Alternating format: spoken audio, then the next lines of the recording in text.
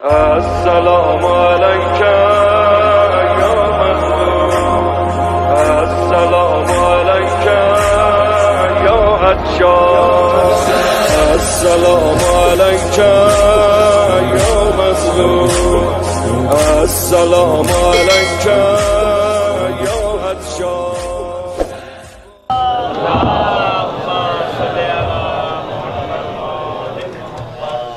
تمام حاضرین سے التماس سے شہدائے ملت جعفریہ کی بلندی درجات کے لیے صدر اسلام سے آج تک راہ محبت و ولایت میں جان دینے والوں کے لیے بالخصوص وہ محبان علی رسول جو دنیا سے چلے گئے اور بعد میں ان کا کوئی فاتحہ پڑھنے والا نہیں رہا، علماء اعلام مراجع اسلام جن لوگوں نے ہمیں ہماری راہ حق کی طرف ہدایت فرمائی، جن لوگوں کا ہماری گردنوں پر حق ہے اور آج دنیا میں نہیں ہے، اور جن بزرگان نے اس مدرسہ علمیہ کی بنیاد رکھی اور اس کے بنیاد میں اور اس کی تعمیر میں کسی حوالے سے بھی حصہ لیا اور آج دنیا میں نہیں ہے، انہیں یاد کرتے ہوئے اپنے اپنے مرحومین کو بھی یاد کرتے ہوئے ایک مرتبہ سورہ فاتحہ اور 3 بار سورہ توحید کی تلاوت فرما۔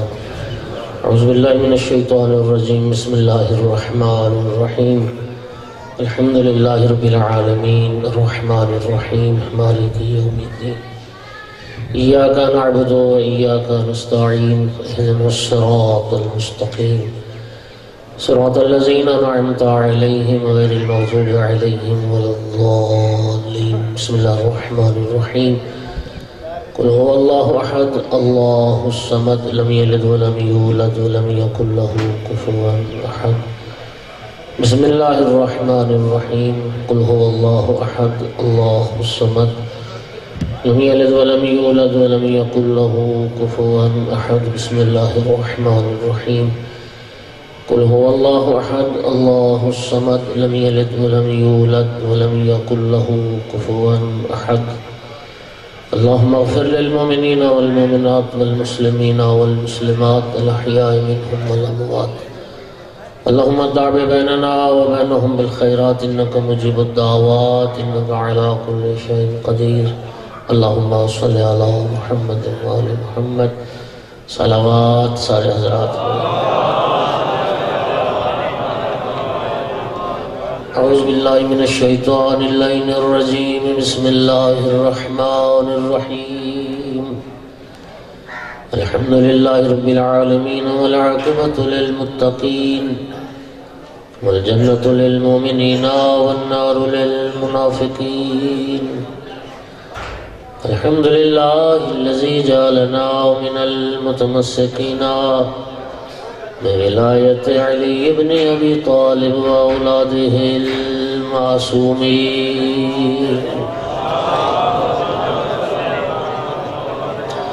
الحمدللہ الذی جعلنا من الباقین علی سید الشہداء و اولادہ و اصحابہ المظلومین، الصلاة والسلام والتحیۃ والاکرام علی رسولہ الکریم شفیع المذنبین انیس الغریبین رحمت للعالمین، اعنی العبد المؤید الرسول المسدد المحمود احمد المصطفى الامجد ابا القاسم محمد، ثم الصلاة والسلام والتحیۃ والاکرام علی آلہ الطیبین الطاہرین المعصومین المنتجبین المنتخبین المظلومین، واللعنۃ الدائمۃ علی اعدائہم ملعونین من یوم عداوتہم الی قیام یوم الدین وبعد یوم الدین۔ اما بعد فقال سبحانہ وتعالی فی کتابہ المجید، اعوذ باللہ من الشیطان الرجیم، بسم اللہ الرحمن الرحیم، ان الدین عند اللہ الاسلام۔ صلوات سارے حضرات۔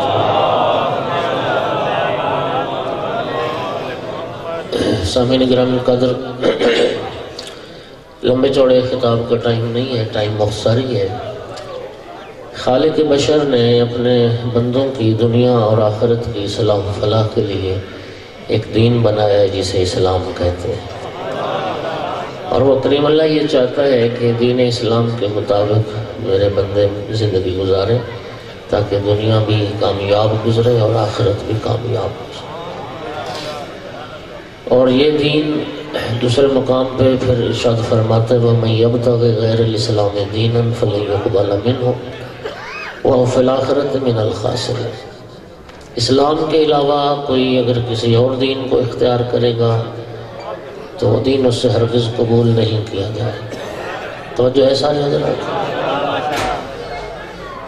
اور پھر خالق فرماتا ہے وہ انسان قیامت کے دن خسارہ اٹھائے گا، نقصان اٹھائے گا جو اسلام کے علاوہ کسی اور دین کو اختیار کرے گا۔ سامعین گرامی، دین ہم دو چیزوں میں فرق نہیں کر سکتے۔ ہم نسلاً بعد نسلاً مسلمان چلے آ رہے ہیں، نسلاً بعد نسلاً شیعہ چلے آ رہے ہیں۔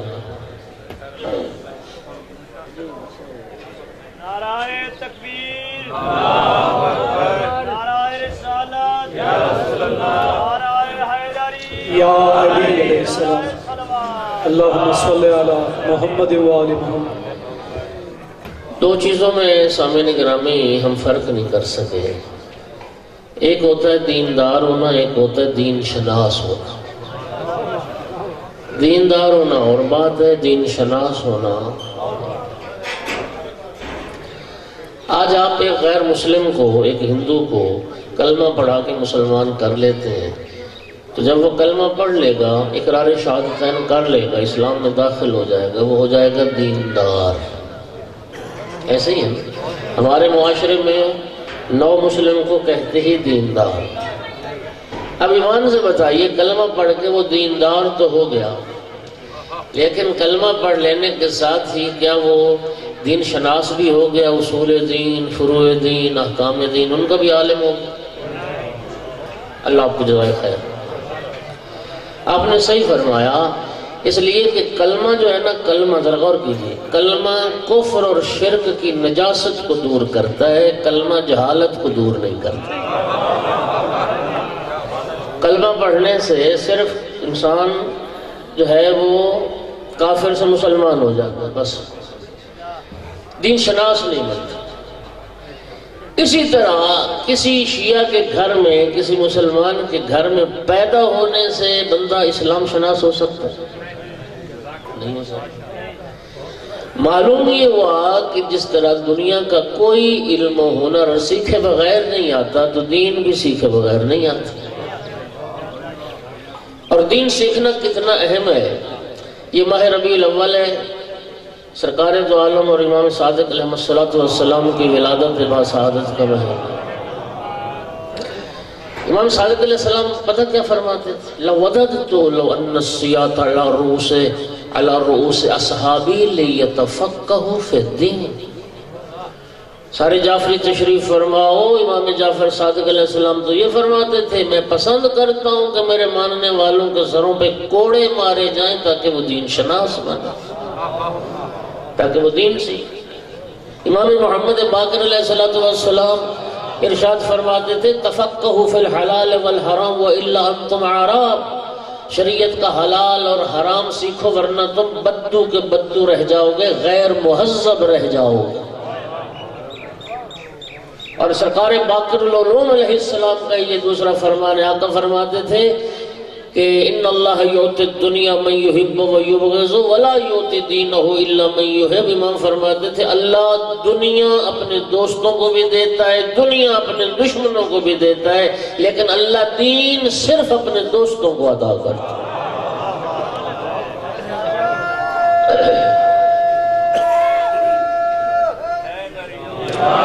یہ دینداری، یہ دین کی محبت، یہ دین شناسی، یہ اللہ کی محبت کی دلیل ہے۔ اور سرکار کی وہ حدیث اذا اراد اللہ بعبد خیرا فقہہ فی الدین۔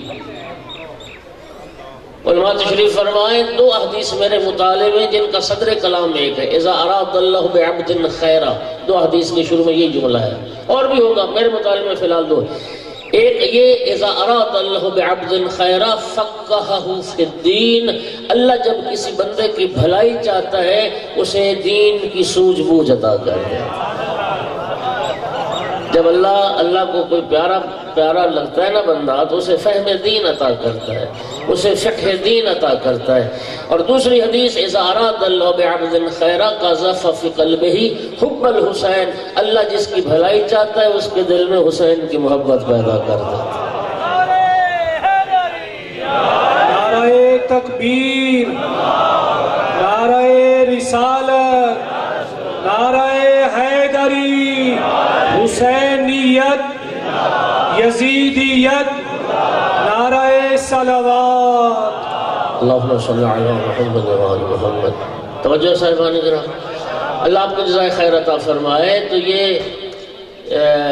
اچھا ایک اور حدیث ہے، امام فرماتے ہیں کہ کمال کے امام صادق علیہ السلام کی نگاہ میں سب سے بڑا کمال کیا ہے؟ میں سمجھتا ہوں کہ کمال بھی زاویہ نظر مختلف ہے۔ میں کسی اور چیز کو کمال سمجھتا ہوں، آپ کسی اور چیز کو کمال سمجھتے ہیں۔ کہ بلا ایک سال نا میرے سفر حج میں ایک مشرف دور کی بات ہے، ایک لاہور کے قریب کے وہ سید صاحب تھے، MP تھے وہ اس زمانے میں نا، مشرف دور میں۔ مجھے ایمان سے اچھی طرح یاد ہے کہ مکہ میں، مینا میں، عرفات میں، مزدلفہ میں جب بھی مجلس ہوتی تھی، انہوں نے میرے ایک تو وہ ہم اجرا ہو گئے، کمرہ ہمارا اکٹھا کر دیا گیا، تو وہاں درس وغیرہ تو چلتا ہی ہے، تو وہ ہر جگہ حتیٰ عرفات والے دن بھی انہوں نے مجھ سے یہ دعا کروائی کہ مجھے کوئی وزارت مل جائے بس۔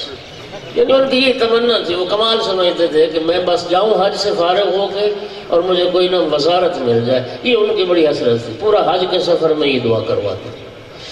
میں عرض کر رہا ہوں کہ ہر انسان کی نگاہ میں کمال جو ہے نا وہ بھی ایک الگ الگ ہے، لیکن امام جعفر صادق علیہ السلام کی نگاہ میں پتہ ہے کمال کیا ہے؟ اور صرف کمال نہیں، کل کمال اور تمام کمال، الکمال کل الکمال التفقہ فی الدین۔ امام صادق علیہ السلام فرماتے سب سے بڑا کمال انسان کا یہ ہے کہ وہ دین شناس ہو جائے، اس کو حلال کا پتہ ہو، اس کو حرام کا پتہ ہو۔ ہاں، تفقہ فی الدین یہ انسان کا سب سے بڑا کمال۔ سامعین گرامی، میں نے عرض کیا کہ دنیا کا کوئی علم و ہنر اگر سیکھے بغیر نہیں آتا تو دین بھی سیکھے بغیر نہیں آتا۔ اب ہمارا سوال یہ ہے کہ ہم نے دین سیکھنے کے لیے کتنا وقت نکالا؟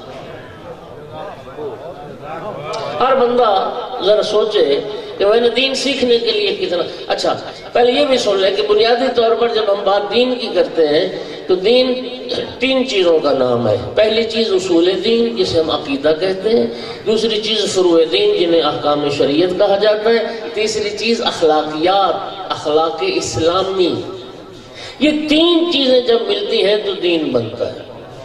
اب سوال یہ ہے شریف مجمع سے کہ الحمدللہ آپ خواص لوگ ہیں، آپ تو علماء کے دامن سے وابستہ لوگ ہیں، آپ تو الحمدللہ مدارس علمیہ سے پیوستہ لوگ ہیں، عمومی طور پہ ذرا نظر دوڑائیں، اپنا بھی جائزہ لیں، اپنا بھی۔ ہم پہلے اپنی بات کریں کہ ہم نے دین سیکھنے کے لیے کتنا وقت نکالا۔ اصول دین یعنی عقیدہ، احکام شریعت اور اخلاقیات۔ اخلاقیات ہم نے کتنی پڑھی؟ یہی سرکار کی سیرت کا مہینہ ہے۔ اللہ رب العزت نے سرکار کے حوالے سے ہماری بہت ساری ذمہ داریاں قرآن میں بیان کی ہیں، وہ الگ موضوع ہوتا تو میں اس پہ بات کرتا۔ اس میں ایک ذمہ داری سرکار کے حوالے سے قرآن نے کیا بیان کی؟ لَقَدْ كَانَ لَكُمْ فِي رَسُولِ اللَّهِ أُسْوَةٌ حَسَنَةٌ لِمَنْ كَانَ يَرْجُو اللَّهَ وَالْيَوْمَ الْآخِرَ وَذَكَرَ اللَّهَ كَثِيرًا۔ اللہ رب العزت فرما رہے ایمان والو تمہاری یہ ذمہ داری ہے کہ رسول اللہ صلی اللہ علیہ وآلہ وسلم کی جو حیات طیبہ ہے وہ تمہارے لیے بہترین نمونہ عمل ہے۔ اپنی زندگی کو سرکار کی زندگی کے سانچے میں ڈال۔ ہم نے ڈالا۔ فائزی صاحب ہوتے ہیں امریکہ میں، جانتے ہیں جو حضرات، تو انہوں نے مجھے ایک پوسٹ بھیجی، یہ عید میلاد النبی پہ لبنان میں اس سال جو بہت بڑا عید میلاد النبی کا مسلمانوں کا اجتماع تھا، تو وہاں ایک عیسائی شاعر کو، عرب عیسائی شاعر ادیب، اس کو بھی انہوں نے دعوت دی۔ اس عیسائی نے سٹیج پہ آ کے ایک ایسی بات کی کہ مسلمانوں کے سر شرم سے جھک گئے۔ اس نے آ کے یہ کہا کہ سال میں ایک دن تو تم سرکار کا میلاد مناتے ہو کہ سرکار دنیا میں آئے اور تم خوشیاں مناتے ہو، سارا سال اپنے عمل سے رسول کی طریقے کی اور سنت کی مخالفت کرتے ہو۔ یعنی کیسا تمہارے عمل میں تضاد ہے؟ ایک دن پیغمبر کی تشریف آوری کا ولادت کا جشن منایا جا رہا ہے، سارا سال پیغمبر کی سنتوں کو ختم کرتے ہو، پیغمبر کی سنتوں کی مخالفت کرتے ہو، پیغمبر کے طرز عمل کی مخالفت کرتے ہو۔ کیسا عشق رسول ہے تمہارا؟ توجہ چاہ رہا ہوں میں۔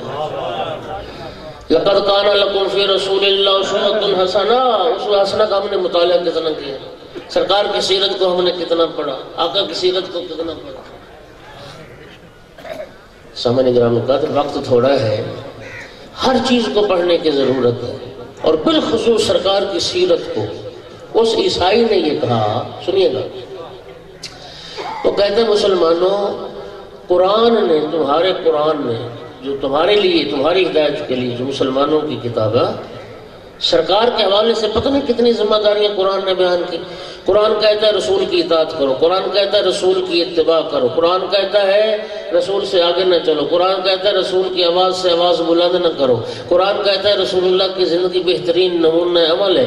اتنی ساری تاکیدیں، اتنی ساری آیات، اتنے سارے احکام رسول اللہ کے حوالے سے، اتنی ساری آیات۔ وہ عیسائی کہتا ہے ان آیات سے تو یہ پتہ چلتا ہے کہ دنیا میں ہر مسلمان میں رسول کی جھلک نظر آنی چاہیے تھی، رسول اللہ کے کردار کا ہر مسلمان کو پرتو ہونا چاہیے تھا، لیکن نہیں، ہم بہت دور ہیں پیغمبر کے اخلاق سے، پیغمبر کی تعلیم۔ اخلاقیات ہمارا تو جنازہ نکل گیا۔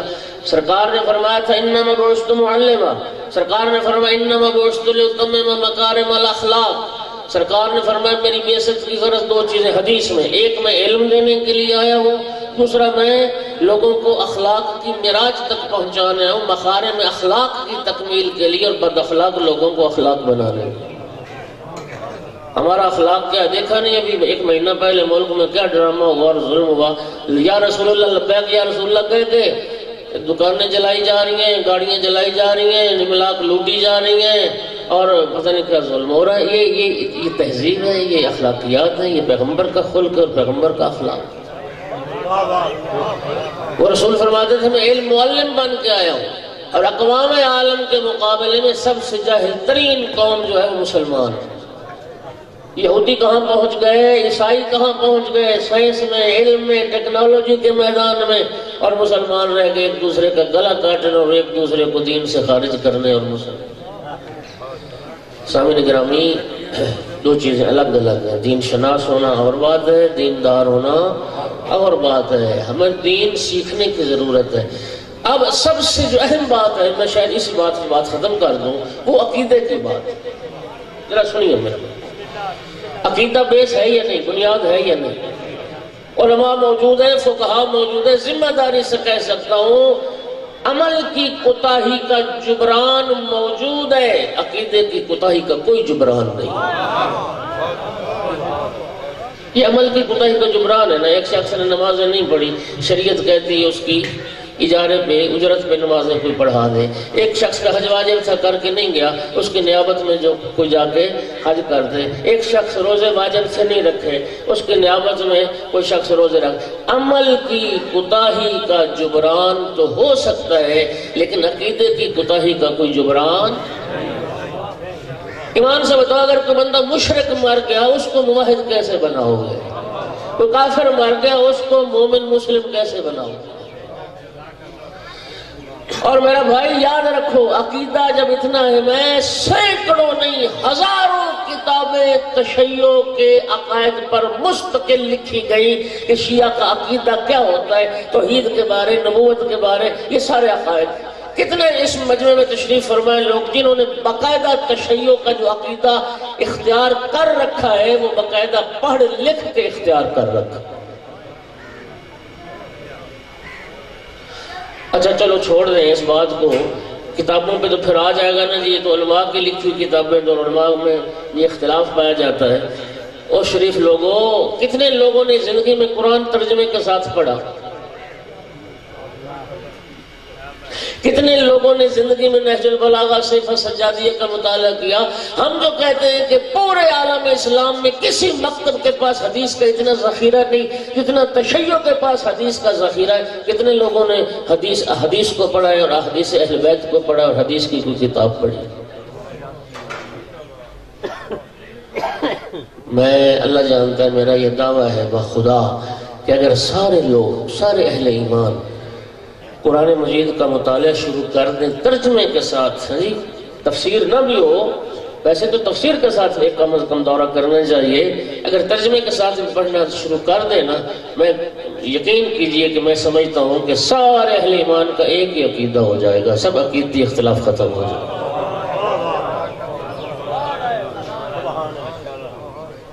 یہ ہمارا اختلاف پتہ کیا ہے؟ ہمارا جو عقیدہ، معاف کرنا میری بات کو، ذرا ناراض نہ ہونا، ہمارے عقیدے کی بنیاد سرکار فرما کے گئے تھے انی تارک فیکم الثقلین کتاب اللہ و اطرتی، کتاب اور اطرت دو چیزیں. معاف کرنا، ہم نے تو حدیث کا مطالعہ ہی نہیں کیا، ہم نے تو قرآن کا مطالعہ ہی نہیں کیا. ہم جو عقیدہ بنائے پھرتے ہیں اور لیے پھرتے ہیں، پتہ اس عقیدے کی بنیاد نہ قرآن ہے نہ محمد وآل محمد کا فرمان ہے. اس عقیدے کی بنیاد 4-5 چیزیں ہیں جو عقیدے کی بنیاد ہے، وہ ذرا سنیے. پہلی، انسان کے ہمارے عقیدے کی بنیاد جو ہم موجود ہیں، ہمارا وہی عقیدہ ہوتا ہے جو ماں باپ کا عقیدہ ہوتا ہے. ایسا ہے یا نہیں؟ انسان کا وہی عقیدہ جو اس کے، سرکار نے فرمایا کل مولود یولد علی فطرت الاسلام علی ابویہ ان یحودانہ و ینصرانہ و یمجسانہ. آقا فرماتے ہر پیدا ہونے والا فطرت اسلام پر پیدا ہوتا ہے. ماں باپ ہوتے ہیں اس کو عیسائی بنا دیں، یہودی بنا دیں، مجوسی بنا دیں. یعنی اولاد کا وہی عقیدہ جو ماں باپ کا عقیدہ، نمبر 1. نمبر 2، یا بس اوقات ایسا ہوتا ہے کہ جب کسی کو استاد مانا تو بس اوقات شاگرد استاد والا عقیدہ اختیار کر لیتا ہے. جو عقیدہ استاد کا ہوا وہی عقیدہ ایسے ہی. تیسری ایک بنیاد، وہ دوست بھی ہوتا ہے معاشرے میں. بس اوقات ایک دوست دوسرے دوست کے عقیدے پہ اثر انداز ہو جاتا ہے. یہ جتنی بنیادیں میں عرض کر رہا ہوں نا، سب کے نمونے معاشرے میں موجود ہیں. فلاں جی اپنا عقیدہ چھوڑ گیا ماں باپ والا، وہاں جی فلاں دوست کے ساتھ دوستی میں اس کے عقیدے کو اختیار کر لیا. یا پھر وہ عقیدہ ہوتا ہے ہمارے معاشرے میں. چوتھی بنیاد پتہ کیا ہے؟ جو میرے مرشد اور باوے کا عقیدہ ہے، میرا بھی وہی عقیدہ وہ ہے نا. جو پیر کا عقیدہ، جو مرشد کا عقیدہ، مرید کا بھی. اچھا، یا پھر آ جا کے 5ویں جو بنیاد ہے نا ہماری، میں اپنی کمیونٹی کی بات کر رہا ہوں، اس میں وہ عقیدہ لوگوں کا جو ممبر سے ملا، جو ممبر سے بیان ہوا، لوگوں نے اسی کو بھی اپنا عقیدہ بنا. یہ 5 بنیادیں میں سمجھتا ہوں عمومی طور پر، ممکن ہے اور بھی. ایمان سے بتائیے کیا قرآن میں، حدیث میں کہیں سے کوئی اشارہ اس بات کا ملتا ہے کہ جو ماں باپ کا عقیدہ ہوگا وہی ٹھیک ہوگا، یا جو استاد کا عقیدہ ہوگا وہی ٹھیک ہوگا، یا دوست کا عقیدہ جو ہوگا وہی ٹھیک ہوگا، یا مرشد کا عقیدہ ہوگا وہی ٹھیک ہوگا؟ وہ کچھ پیر مریدوں کی بات تو اللہ قرآن میں بھی کرتا ہے. قیامت کا جب دن آئے گا تو وہ پیر مریدوں سے تبرہ اور برات کا اظہار کریں گے، مرید پیروں پر لعنت کریں گے. وہ کہیں گے تم نے ہمیں ہمارا کھانا خراب کر دیا.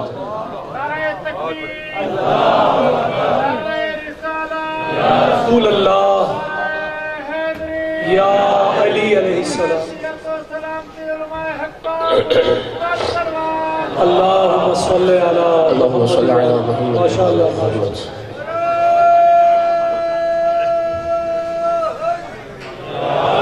تو سامعین گرامی قدر، خدا کے لیے ذرا سوچیے کہ ہم کدھر جا رہے ہیں.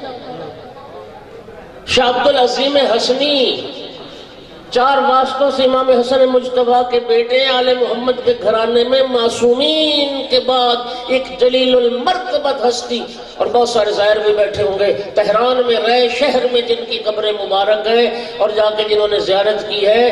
امام علی نقی علیہ السلام کے صحب اسرار شاگردوں اور ساتھیوں میں سے ہیں، 4 واسطوں سے امام حسن مجتبیٰ کے بیٹے ہیں سید عبدالعظیم حسنی، اور ان کا مقام و مرتبہ اتنا بلند ہے کہ امام علی نقی علیہ السلام نے اس سید بزرگوار کے لیے فرمایا تھا منظار عبدالعظیم برے کا منظار الحسین بکربلا، جس نے رے شہر میں تہران میں عبدالعظیم کی قبر کی زیارت کی گویا کربلا میں امام حسین علیہ السلام امام نہیں ہے، معصوم نہیں ہے، لیکن مقام اتنا ہے کہ جن کی زیارت سے سید الشہداء کی زیارت کا ثواب ملے، اور خود امام علی نقی علیہ السلام نے سید عبدالعظیم کی قبر کی خود زیارت کی۔ شیخ صدوق نے اس روایت کو ذکر کیا ہے، میں ذمہ داری دیانتداری سے پڑھ رہا ہوں، حیران ہو جاتا ہے، یقین کیجئے بندہ، یہ سید عبدالعظیم امام علی نقی علیہ السلام کی بارگاہ میں حاضر ہوئے، آ کے فرزند رسول کو سلام کیا، یا ابن رسول اللہ میرا سلام۔ امام علیہ السلام نے سلام کا جواب دیا، علیک السلام، مرحبا بک یا ابو القاسم، اے ابو القاسم مرحبا، انت ولینا حقا، ہمارا حقیقی سچا ولی مخلص دوست تو۔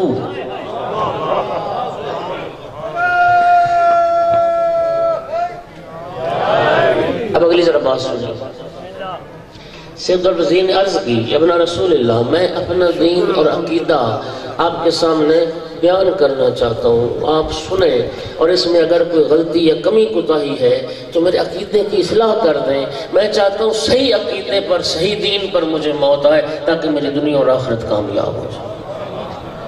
میرے انتہائی محترم سامعین، اللہ کی ذات جانتی، جب میں نے پڑھا نا اس روایت کو، میں حیران ہو گیا، حیرت کے سمندر میں غرق ہو گیا میں کہ شاہ عبدالعظیم ڈائریکٹ 3 آئمہ کی صحبت کا شرف جنہیں حاصل رہا، ڈائریکٹ معصومین سے قصب کرنے والا، جس کی زیارت سے مولا حسین کی زیارت کا ثواب ملے، ان کو ضرورت محسوس ہوئی کہ میں اپنے عقیدے کی اصلاح کروا لوں۔ ہمارا کیا بنے گا؟ نہ قرآن پڑھا، نہ حدیث پڑھی، نہ کہیں پر کوئی کتاب پڑھی، نہ علماء کے ساتھ رابطہ، نہ مدارس سے ارتباط۔ ہاں جی، ہم کس خوش فہمی میں مبتلا ہے کہ ہمارا جو عقیدہ ہے وہی ٹھیک عقیدہ ہے اور دوسرے کو غلط کہتے ہیں؟ کیا بیس اور بنیاد ہے ہمارے عقیدے؟ شاہ عبدالعظیم کو ضرورت محسوس ہوئی، اور ہمیں شاہ عبدالعظیم نے پھر اپنا عقیدہ پیش کیا، اور امام علی نقی علیہ السلام نے سن کے فرمایا، آقا نے فرمایا ھذا دینی و دین و آبائی، فرمایا ابو القاسم اس عقیدے پر قائم رہنا، ثابت قدم رہنا، میرا بھی یہی دین ہے، میرے آبا و اجداد کا بھی یہی دین ہے جو تم نے دیا۔ اور اجازت ہے وہ دین میں عرض کروں تھا کیا وہ عقیدہ؟ وقت زیادہ ہو جائے گا، وعدہ کرو آپ کہ انشاءاللہ میرے اس جی نہیں، میں اور وعدہ لینے لگا۔ پتہ ہے وہ حدیث شیخ صدوق کی، وہ حدیث روایت کو سامنے رکھ لیں اور تلقین میت کو سامنے رکھ لیں۔ یہ تلقین میت میں جو عقیدہ مختصر اور جامع بیان ہوا ہے، تھوڑے سے لفظوں کے اختلاف کے ساتھ، یہ سارا وہی عقیدہ ہے جو سید عبدالعظیم نے امام علی نقی کے سامنے بیان کیا۔ اس لیے پھر معصوم نے فرمایا کہ تلقین کی جائے میت کو اس عقیدے کی جب حالت احتضار ہو، موت کے آثار نمودار ہو جائیں، اس وقت بھی تلقین کرو، قبر میں لٹا کے بھی تلقین کرو، تعویذ قبر بند کرنے کے بعد بھی اس کو تلقین کی جائے، اس کو سمجھایا جائے کہ تیرا دین کیا ہے اور تیرا عقیدہ۔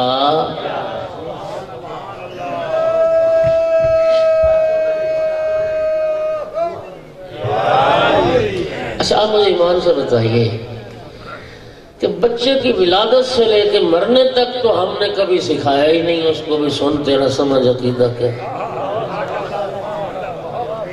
ہم تو سیدھا پڑھاتے ہیں اسی وقت جب وہ مر جائے۔ ہاں جی، اب قبر میں اترے کوئی بندہ اور ہاتھوں سے کینچی بنا اور کندھا لائے، ہاں سن اسما افہم یا فلاں ابن فلاں، سن اور سمجھ، خاک سنے اور خاک سمجھنے، جو سننے سمجھنے کا زمانہ تھا اس میں تو نہ کسی نے سمجھایا نہ سنایا۔ نعرہ تکبیر!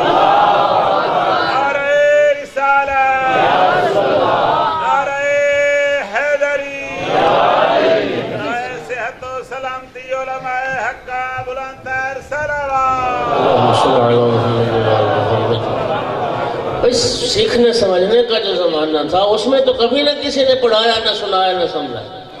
اب جب مر گیا اب کندھا ہلا کے کہہ رہا. میری بات کا غلط مطلب نہ لینا، جو میں چاہ رہا ہوں سمجھانا اسی کو سمجھنے کی کوشش کرنا. میری اس بات کا قطعاً مطلب یہ نہیں ہے کہ میت نہیں سنتا. میت سنتا ہے، میت سنتا ہے، جواب دینے پر قادر نہیں ہے.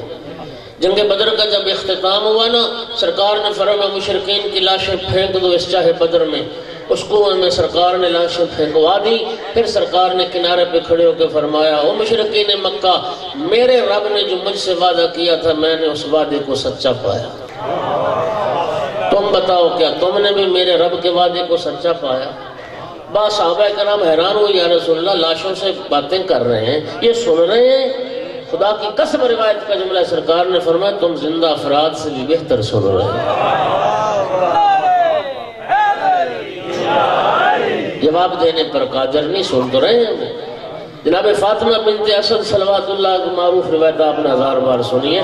سرکار جب مٹی چڑھا رہے تھے نا بی بی کی قبر پہ تعویذ قبر بند کر کے، تو فرما رہے تھے ابنوں کے. تو لوگوں نے پوچھا تھا یا رسول اللہ یہ کیا فرما رہے ہیں؟ کہا میری ماں سے ملائکہ پوچھ رہے ہیں تیرا امام کون ہے. تو میں کہہ رہا ہوں اماں شرم نہ کرے، کہہ دیں آپ کا بیٹا یا آپ کا امام. اس وقت بھی صحابہ نے عرض کی یا رسول اللہ آپ کی ماں نے سن لی آپ کی بات. ایسے مٹی چڑھا رہے تھے نا، یوں پیغمبر نے دونوں ہاتھوں کو جھاڑا، فرمایا میرے ہاتھوں سے جو آواز پیدا ہو رہی ہے نا میری ماں وہ بھی سن رہی ہے. سبحان اللہ سبحان.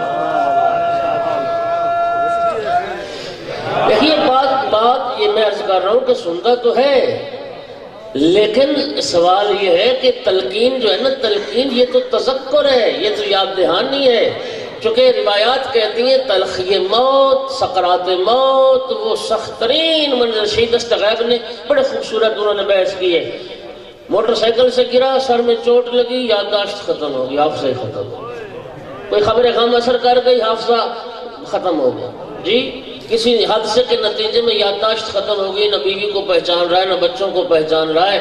سکرات موت دنیا کا تلخ ترین حادثہ ہے. کیا گارنٹی ہے اس بات کی کہ سکرات موت کے وقت تیری یادداشت تیرا ساتھ دے گی؟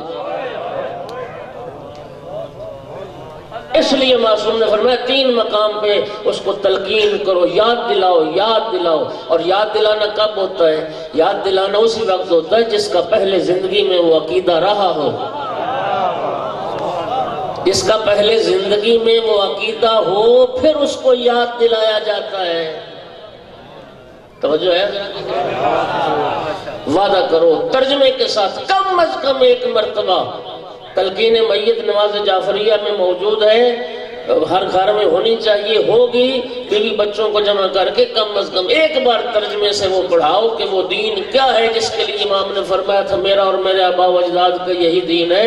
1 بار تم پڑھاؤ پھر تلقین فائدہ دے گی. ہاں اور مطمئن رہیے زندگی میں تلقین پڑھنے سے نہ بندہ مرتا نہیں. تو بھائی تلقین پڑھنے سے مرنا ہوتا ہے نا تو سارے پیش نماز مولوی مر گئے ہوتے. تمہاری تلقینیں پڑھ کے زندہ ہے نا، اس کا مطلب یہ ہے کہ تلقین کا مرنے سے کوئی تعلق. اور اگر قضیہ اتفاقیہ کوئی تلقین پڑھ کے مر جائے تو پھر اللہ کا شکر کرے صحیح عقیدہ دین پڑھ کے تو مرا ہے نا.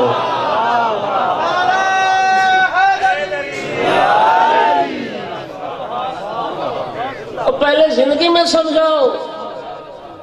اس میں ایک جملہ سنو. ایک جملہ کیا ہے؟ یبن فلاں کیا ہے؟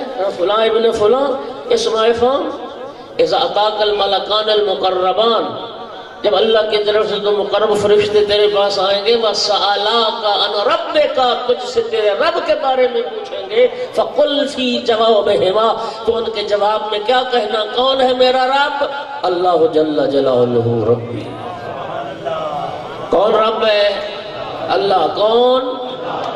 تو جو بدبخت دنیا میں علی رب کے نعرے لگا رہا ہے، جو دنیا میں علی اللہ کے نعرے لگا رہا ہے، جو دنیا میں کہہ رہا ہے میرے 14 رب ہیں، جو دنیا میں یہ کہہ رہا ہے کہ اللہ تمہارا رب بھی نہیں، وہ تو محمد و آل محمد کا رب ہے. اب ایمان سے بتاؤ اس کو تلقین کیا فائدہ دے؟ اور بھائی ایک سوال کیا ہے، تیرا رب کون ہے، یہ سوال ہے. پھر دوسرا سوال ہونا ہے تیرا نبی کون ہے. پھر تیسرا سوال ہونا ہے تیرے امام کون ہے. ایک بندہ دنیا میں علی کو رب کہتا ہے تو پھر امام کا جب سوال ہوگا تو پھر کس باپ کا نام لے گا؟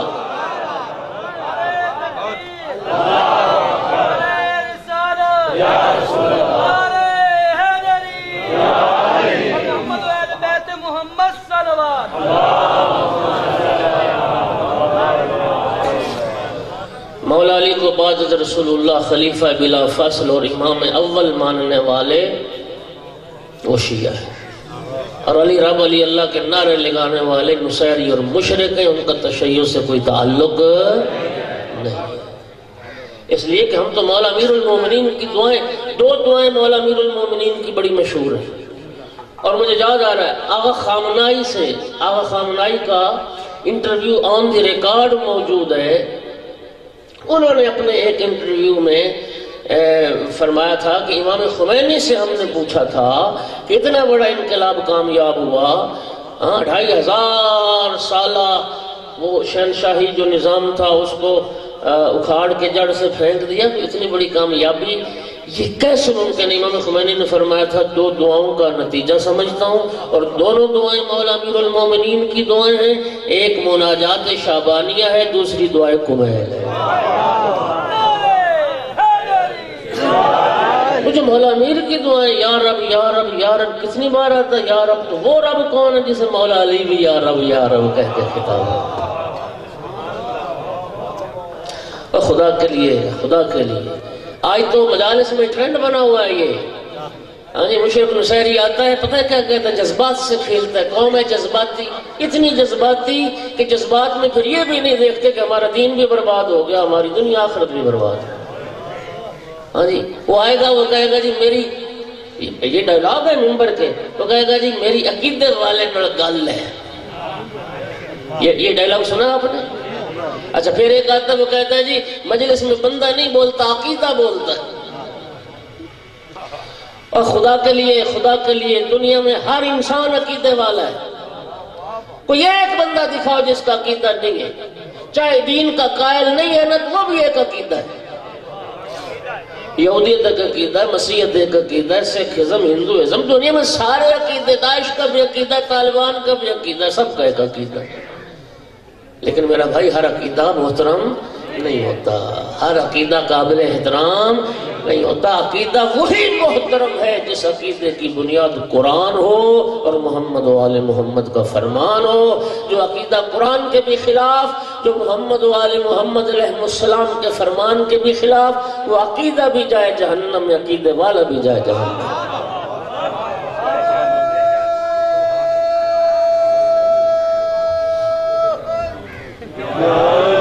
راہزنوں نے راہبروں کا وہ لباس پہنا ہوا ہے. ہاں جی، وہ جو تمہاری جڑیں کاٹ رہے ہیں نا، وہ تیرے دین کے مخلص بنے. خدا کی قسم وہ اپنی دنیا کے مخلص ہیں، تیرے دین کے دشمن. مولا امیر المومنین علیہ السلام کا جملہ سن لو. علی مولا نے فرمایا تھا جس عالم کا علم اس کی اپنی ذات کو فائدہ نہیں نہ دیتا، اس کا علم تمہیں بھی فائدہ نہیں دے. جس عالم کا علم اس کی اپنی ذات کو فائدہ پہنچائے، اس کا علم پھر لوگوں کو بھی. اور پھر جس دین کو اللہ نے پسند کیا، مولا امیر کا ایک جملہ سن لو، اور میں طالب دعا مسائل بھی میرے بعد بھائی پڑھیں گے، میرا ٹائم تمام ہو گیا. نہج البلاغہ کا تیسرا حصہ جناب جابر بن عبداللہ انصاری کو خطاب کر کے فرمایا، یا جابر قوام الدین والدنیا باربع، اے جابر 4 بندوں کی وجہ سے دین و دنیا قائم ہے. مولا علی علیہ السلام کا فرمان ہے، نہج البلاغہ میں موجود ہے. 2 بندوں کی وجہ سے مولا علی فرماتے دین قائم ہے. کون سے؟ بعالم مستعمل علما. مولا فرماتے اس عالم کی وجہ سے دین قائم ہے جو اپنے علم پر عمل.